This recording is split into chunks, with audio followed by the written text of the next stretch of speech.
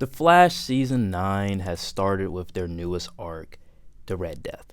Now, I don't know much about the Red Death storyline for the comics. Isn't he supposed to be like Bruce Wayne or something? I don't know. But hey everyone, that's Dub Nation here. And I've decided to go through every episode of The Flash Season 9 leading up to the finale. We're at least 2 weeks out by now, and this would have been better to do at least 60 days or about 2 months ago. At the time the script was written, it was like 60 days, about 2 months, but now it's like 3 months. So this would have been a better thing to do 3 months ago, but senior year, it's a lot of work and a lot of stressing about graduation. But the thing is, the premiere rarely even contributed to the Red Death arc. I had this whole idea that I was going to review every episode every week, and that didn't work out, unfortunately. So in this series, I am going through every episode of the Red Death arc and trying to figure out, to me, why it felt so messy and why it felt like it was a bad idea to start off with this arc for the final season. With that being said, let's get right into it, starting off with the Season 9 premiere. Episode 1, Wednesday Ever After. Like I said before, this episode never truly connected to the Red Death arc, but I like it. Starting off with an episode that's just about Barry and Iris, essentially to its core, it's a time loop episode. And that's fun. See, the plot is Barry has this binder, right, that lays out the entirety of his and Iris's life, her Pulitzer Award, her pregnancy, Nora coming, his promotion, everything from this moment now until they die is planned out. And Barry knows about it. That then creates some strain in their relationship as Iris feels controlled and doesn't want a future where everything is decided for her. It then turns into a time loop episode where only Barry and Iris experience it. There's no real reason why they're stuck in a time loop. It's not explained. I guess the true reason is that because Barry is so controlling over their future, it caused them to be stuck in a loop. I don't know. I just know I had a lot of fun with this episode. It really showed just how fun the cast can be, and it all culminated in an argument where you can see both sides. Barry is afraid that he'll miss out on everything because of what Nora has shown him in Season 5. The binder contains a safer future for both he and Iris. And Iris wants all of that, but without giving up her free will, being able to choose a future. That kind of morality question worked for me. Unfortunately, like it does always, it all worked out in Iris's favor, as Barry throws away the binder and the time loop ends. Now, there's other stuff in this episode. Allegra and Chester kiss. They kind of solidify their relationship, and a new Captain Boomerang kills Barry and Chester a couple times. That's pretty cool. I mean, literally, they've died like 50 times in this episode. And Cecile has new powers. She's more than an empath now. She's a telepath. And also, by the end, that little stinger that we got at the end of Season 8, Barry finally meets the new Danielle Panabaker character. All in all, I liked this episode. It was fun. The cast is funny, and it addresses a moral dilemma among Barry and Iris while also serving as an enjoyable premiere starring the married couple. 8 out of 10. Episode 2, Hear No Evil. So Caitlyn is dead. Now, go figure. Literally, the simplest way I can describe this is in the Season 8 finale, Caitlyn and Chillblaine tries to revive Frost using Caitlyn's actual brain. Unfortunately, that plan failed because there was not enough of Frost's psyche left for both personalities to exist. So this new character is now called Keone. We got teases of this character, of this name, back in Season 5. So Keone is the product of that attempt failing, backfiring, that is. Team Flash hears this and quickly they become skeptical. I remember this being because Chillblaine and Keone were only there to get info on a certain machine that could help bring Frost back, or Caitlyn back, I think. I don't remember, man. There's actually this one nice scene where they flash back to Season 8, and it shows Barry destroying the equipment Caitlyn was going to use to bring Frost back and how guilty he feels that she's dead now. And the focus on Barry last season really helped flesh this out a lot because yeah, Barry would feel guilty about it. He feels guilty about Caitlyn being dead because he didn't help her when he needed to. Somewhere in there, I remember Barry having a good conversation with Mark for a minute. That conversation was actually pretty good. Shows how Barry has grown as a leader and as somewhat of an intimidating force a little bit. This new Keone character is weird, though. She's like a baby, and essentially she is. When it comes to the phrase, "Do you think I was born yesterday?" she was literally born yesterday. The whole Team Flash just accepts it automatically too. Like, this hasn't been a series regular for the entire series. And now it's just automatically accepted that, oh yeah, Caitlyn's dead. It's strange. It's really strange. It's really strange. And this is a character that's been there since the beginning. She's dead now. Frost is dead. She's been here since season 3. And Keon is just accepted. It's really frustrating to me. The Fiddler also comes back, and Hartley, the Pied Piper, helps Team Flash, defeats her. I mean, it's a minor thing. He comes back later to destroy the machine that Chillblaine was going to use on Keon to bring Frost back after she, already made her choice to exist as her own person. Like, it's so much in this episode that I didn't even touch on that I just don't care about because it's such a weird, strange thing to do in the final season. So after Hartley destroys the machine, it immediately angers Chillblaine, so he's no longer a part of Team Flash. Like I even cared. The end of the episode was nice, though. They have one of those scenes within the credits thing where the Team Flash is just having a party. It's pretty great, but the episode wasn't. 5 out of 10. Episode 3, Rogues of War. I'm really loving the focus on just showing Barry and Iris as a married couple, using the full advantage of Barry's speed. Like, yeah, why wouldn't a couple where the husband has super speed not run to Paris for a few hours for a cooking class, or just run to Paris or Tahiti for fun? So in the 3rd episode, we're getting closer to the reveal of the Red Death. And for the past couple of episodes, new Crisis variations of villains keep appearing, upgraded and all pulling off tech heists to take down the Flash. As of this point, villains like Ragdoll and Captain Boomerang have stolen enough parts to build something for the Red Death's master plan. And that something is a cosmic treadmill. I mean, okay, I guess it makes sense. If the Red Death was much faster, why couldn't they just zoop in and get all of these parts themselves? Or maybe that was to prolong the reveal at the end of the episode. So the villains need one more piece. And wouldn't you know, it's in the possession of the military. So now Barry has to steal it. So do you know what Barry does? He teams up with Hartley, which isn't even that bad. He then teams up with Goldface, that fire guy from like season 7 and 8, or I think he appeared in season 4 due to the bus meta thing, and Chillblaine. It's so stupid, bro. Like, it's so dumb, bro. And for some reason, Red Death just knows about it. It knows that Barry is teaming up with these trash villains, but apparently doesn't do anything about it. So then Barry gathers this team of ass villains, and obviously he doesn't trust them, in which they are mad for some odd reason. I mean, my question is how? For the past 4 years of this show, I have seen nothing but each one of these villains try to kill him and hurt his family and friends. Damn right, I wouldn't trust them either. If I was Barry, like, what?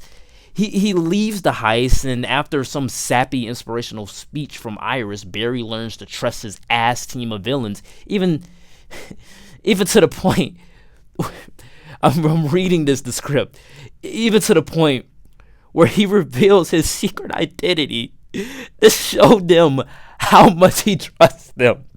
It's so stupid.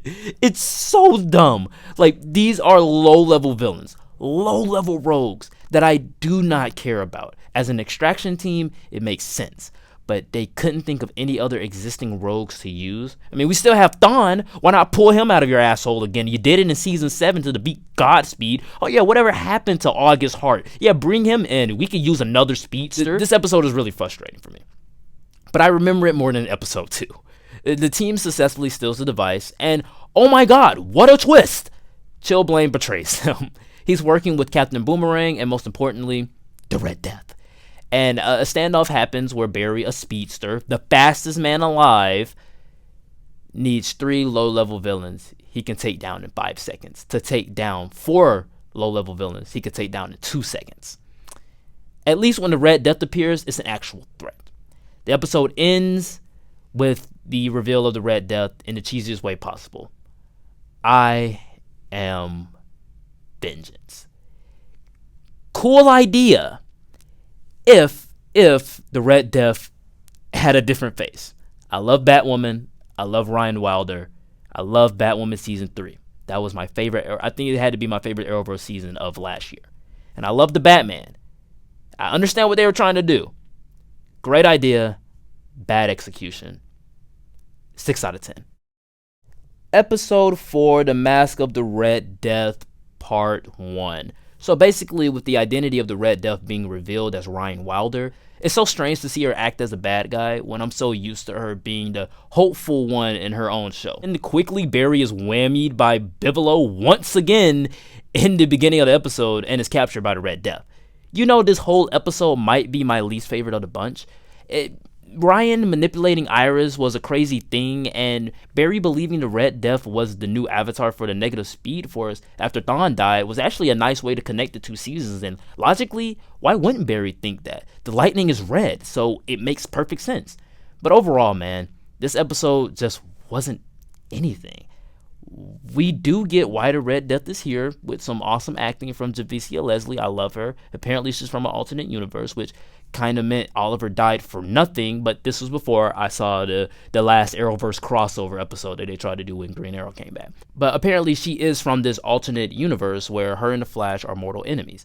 She was displaced here and quickly needs to return home to defeat Barry. So it's a smart idea for her to come to Iris to try to manipulate her so she can use her as bait, as in this alternate universe, that Barry's Iris is dead.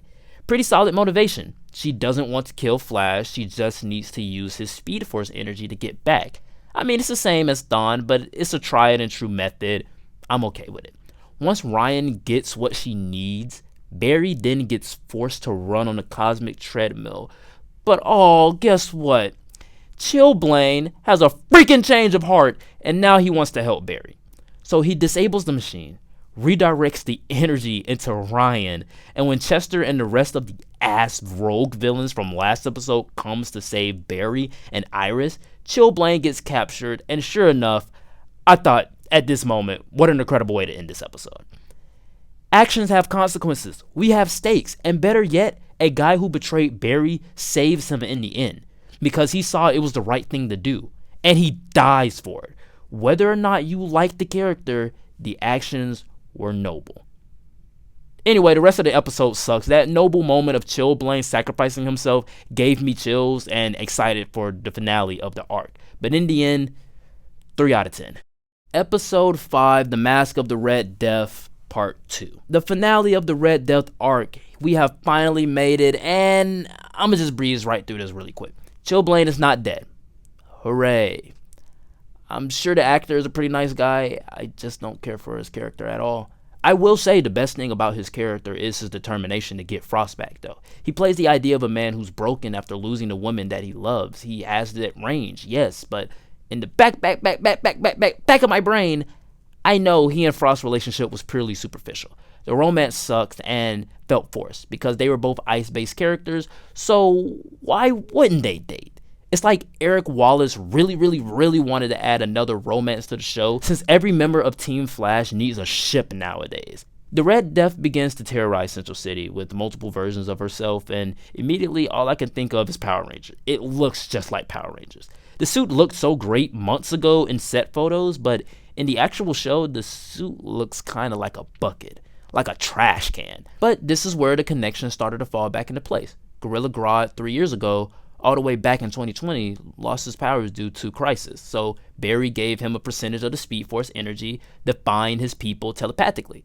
Well, since then, Ryan has found Grodd, and she manipulated him into giving her a boost in telepathy to wage war against the Flash, and obviously he agreed because he's still on an outrage from how Crisis affected him.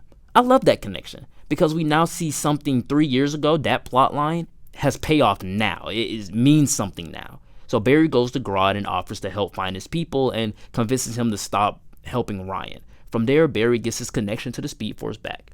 Speedster fight ensues, and this is one of the best and weirdest fights of the show. Best in terms of Barry's speed and CGI. I mean, he's finally fast as hell, like he has been since the season 7 finale. And the CGI actually looks really good. I don't know what it is, but the CGI, once season 8 got started, the CGI budget was raised as the ratings decreased. It's like as the ratings decreased, the budget got higher.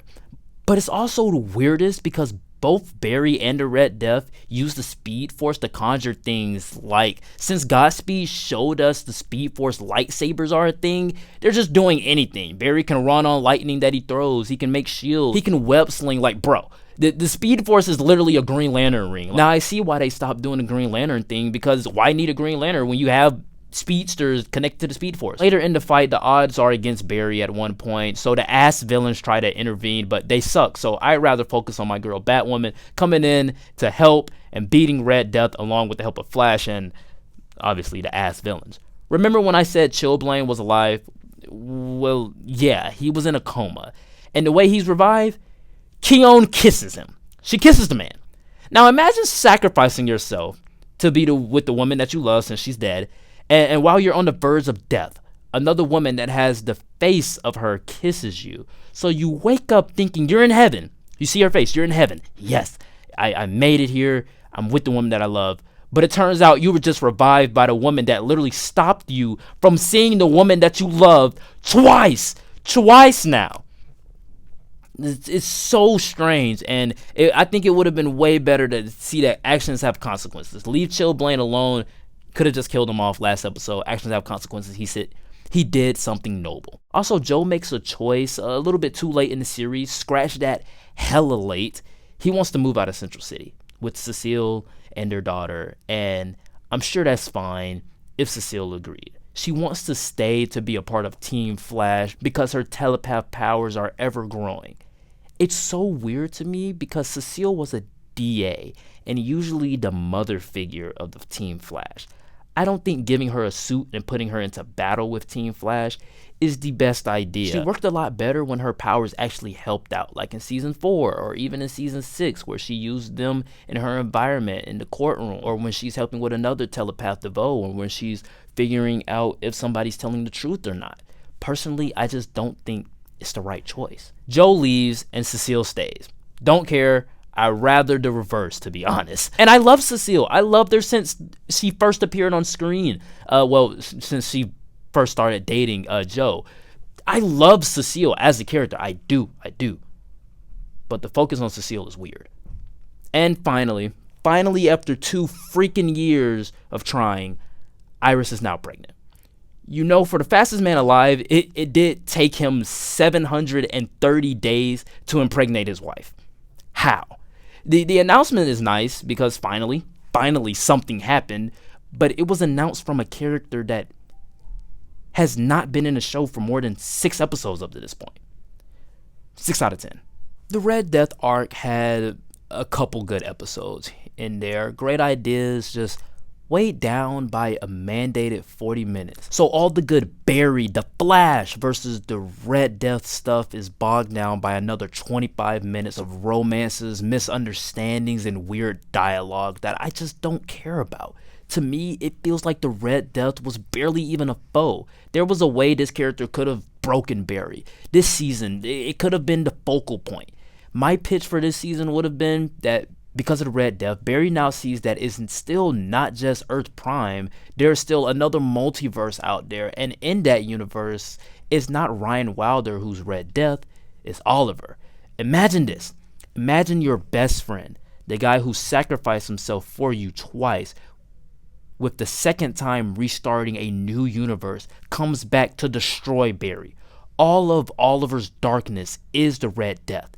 His anger, his rage, his need to kill, all of it with the speed of Barry. That right there sounds more interesting, a lot more interesting than Ryan Wilder. And I love Ryan Wilder. I love Batwoman. Like I said, season 3, I love the emotional and dramatic turmoil Barry would go through knowing his final big bad is his best friend. I think that's incredible. A guy that we've seen introduced in season 2 of Arrow that's been there since the beginning, this smaller points of the Arrowverse, and then even in his first season had a crossover with the guy. That's an incredible thing. But with bad writing, weird pacing, and awkward lines being spat out like this. But you want to get nuts?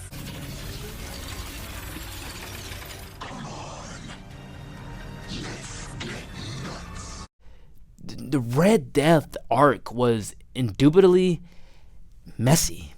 Alright guys, that is it for the Red Death arc video essay, analysis, retrospective, whatever you want to call it. I am currently recording this in like a studio room in like school, and it's hopefully there's no noise in the backs, but at the end of the day, yeah, I just feel like the Red Death arc was kind of like the wrong thing to start off with for season 9. Well, the way that it was handled, In hindsight, I have to say I was really excited to see the Red Death art starting off this season because I love Batwoman and I thought the Red Death suit looked cool, and I thought, okay, this Red Death art will probably be at least a good 7 episodes, so we have enough time to flesh everything out. Fortunately, that didn't happen. But the season 9 finale is coming in the next week, so I want to take this time to let you guys know that a lot of Flash videos are coming. And I am determined to get those done. And I really hope that I can get those done. But with that being said, guys, like, comment, and subscribe. Check out the Arrowverse playlist. That link is in the description all the time. And I'll see you all next time. Peace.